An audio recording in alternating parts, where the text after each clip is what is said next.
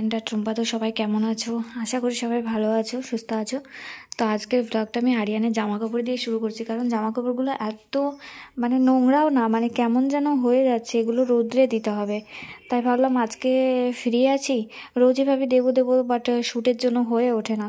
তো ভাবলাম আজকে যখন ফ্রি আছি, আজকে দেখি এগুলো একটু রোদে দিই, নাহলে একটু কেমন যেন হয়ে যাচ্ছে। ধোয়া আছে জামা কাপড়গুলো, তোমরা আমাকে একটু বলো তো, আমি কি ধোবো মাঝে মাঝে জামা কাপড়গুলো? ধুলে কি ভালো হয়? তো আরও আছে, এর মধ্যে আরও আছে, এখান থেকে নিয়ে আরও দিতে হবে। তো চলো এগুলো আমি ঝটপট রোদে দিই।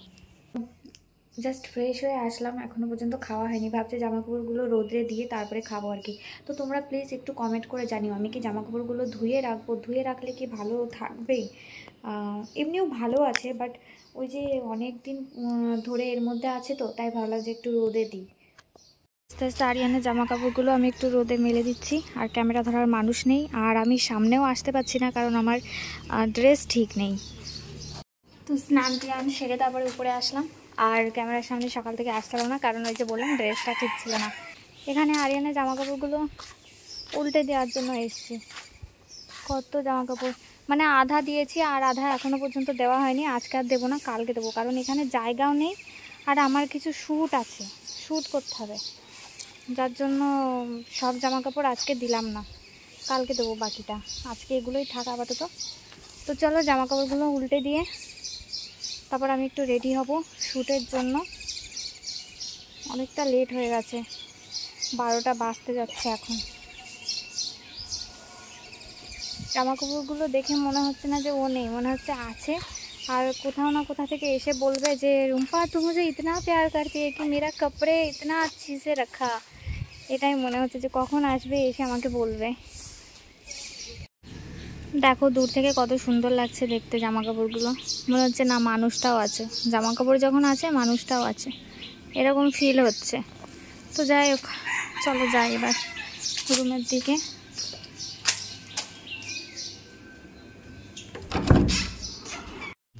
তো আমাদের গেছে রাম, দেখো কি দারুণ লাগছে।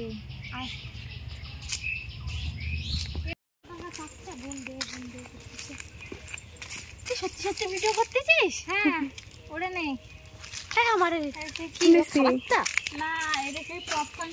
খাবারটা ও যাই দেখে তাই খাবারটা। ব্যাঙ্গালোরে ডিমার্টে গেছিলাম,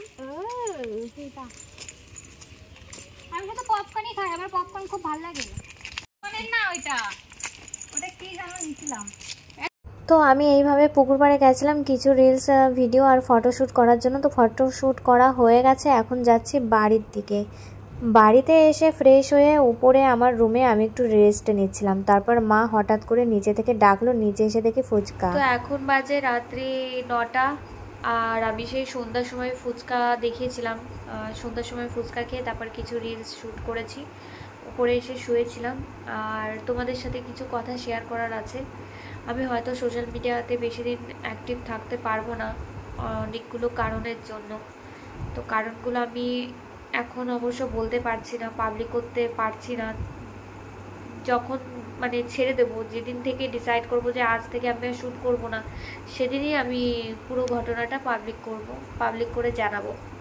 তো চলো, নিচে থেকে বোন ফোন করেছিল খাওয়ার জন্য, খেতে ডাকছে, খেয়ে আসি। এখন বাজে 4:22, সেই 3টে থেকে জেগে আছি, ঘুম আর আসছে না।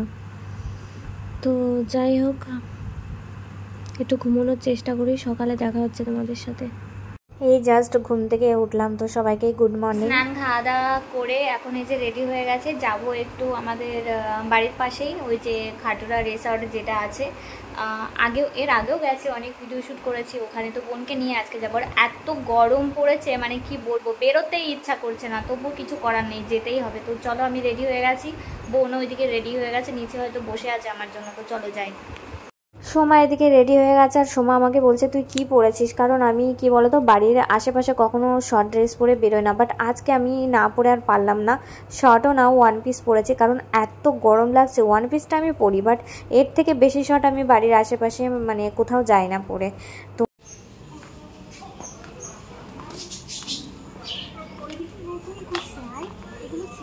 যাবো না,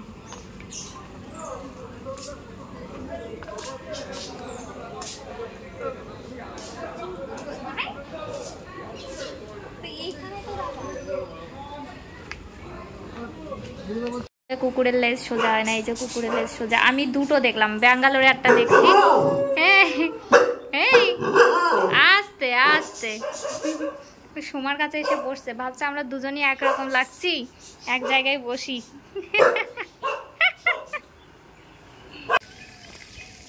তো এখানে আমি একটা শ্যুটও করতে পারছি না, কারণ এখানে নেটওয়ার্কের ভীষণ সমস্যা, নেট পাচ্ছে না। সময় দেখো যাচ্ছে দোলনা চড়তে। কিছুক্ষণ আগে বলছিল বাড়ি চল বাড়ি চল, কারণ এখানে অনেক লোকজন তো, ও দেখে ঘাবড়ে যাচ্ছে, বাচ্চা মেয়ে তো তাই। অবস্থা দেখো। চল বাড়ি যাবো, আর দাঁড়াবো না। না এতক্ষণ ধরে বলছিলে বাড়ি চল বাড়ি চল, চল। এখন বাড়ির দিকে যাচ্ছি, আর এত গরম লাগছে, মানে দেখো আমি চুলগুলো একবার উঁচু করছি একবার নিচু করছি, মানে বুঝতে পারছি না, প্রচুর গরম লাগছে।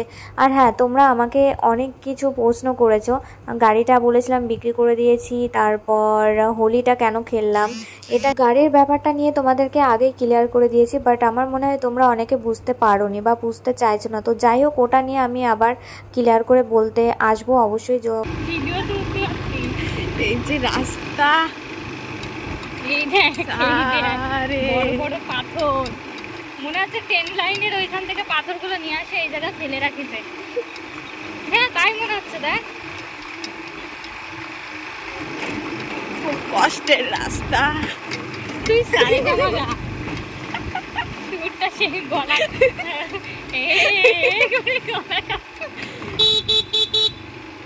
এখানে কটা শুট করবো। ভাঙড়ি রাস্তা, ওই সামনে ওই রাস্তায় দাঁড়াচ্ছে।